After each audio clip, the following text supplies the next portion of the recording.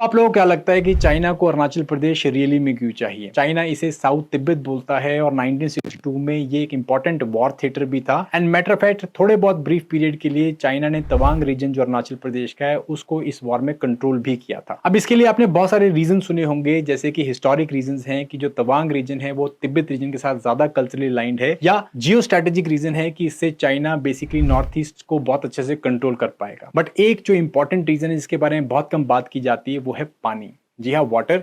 इसके बारे में मैं आपको बताता हूँ। अब चाइना एक बहुत बड़ा कंट्री है, मगर इसका 2/3 हिस्सा वो कंप्लीटली बैरन है। सिर्फ 1/3 हिस्सा जो कि ईस्टर्न सीबोर्ड के पास में पड़ता है, वहां पे पॉपुलेशन और इंडस्ट्रीज देखने को मिलती है। बट ये 2/3 हिस्सा specifically eastern and northern region जैसे कि जिंजियांग प्रोविंस है, तिब्बतिन प्रोविंस है, क्विंघाई प्रोविंस है, ये बहुत ज्यादा डेजर्ट प्रोन रीजन है। यहाँ पे बहुत कम वाटर रिसोर्सेज हैं एंड इवन ग्राउंड वाटर जो है वो भी ब्रैकिश है। अब चाइना इस रीजन को तब तक डेवलप नहीं कर सकता जब तक वो यहाँ पे पानी नहीं लेके आता, और उसका बेसिकली आंसर है ये नदी, दैट इज रिवर ब्रह्मपुत्र, जिसको बाय द वे ये लोग रोग रिवर बोलते हैं बिकॉज ये ईस्ट की तरफ को ना जाते हुए साउथ की तरफ को बेंड कर गई और इंडिया की तरफ को आ गई। सो इसके वाटर को हार्नेस करने के लिए 2000s के आसपास में बहुत सारे जियोलॉजिकल सर्वे करे गए, बेसिन सर्वे किए गए, और तब चाइना को एक स्टार्क रिवोल्यूशन हुआ। और वो ये था कि भले ही चाइना के पास 2/3 ब्रह्मपुत्र का बेसिन था, बट मोस्ट ऑफ जो ब्रह्मपुत्र का पानी है वो अरुणाचल की इनकी ट्रिब्यूटरी से निकल के आ रहा था, जैसे कि दिबांग है, लोहित है, सियांग है, और 60% of the water contribution in Brahmaputra basin was through Arunachal reverse. और यहां से अरुणाचल की इंपॉर्टेंस और ज्यादा इंक्रीज हो जाती है। नहीं तो चाइना 60-70s के टाइम पे सिर्फ ये तवांग रीजन को ही क्लेम करता होता था। And matter of fact 1980s में चाइना ने इंडिया को एक लैंड स्वैप डील भी ऑफर करी थी, जिसमें कि ये अरुणाचल प्रदेश के क्लेम को छोड़ देते अगर इंडिया अक्साई चीन के क्लेम्स को मान लेता। बट 2000 के बाद चाइना इस तरह की कोई भी बात नहीं करता जो कि इस रीजन के जियोलॉजिक सिग्निफिकेंस के बारे में बताता है।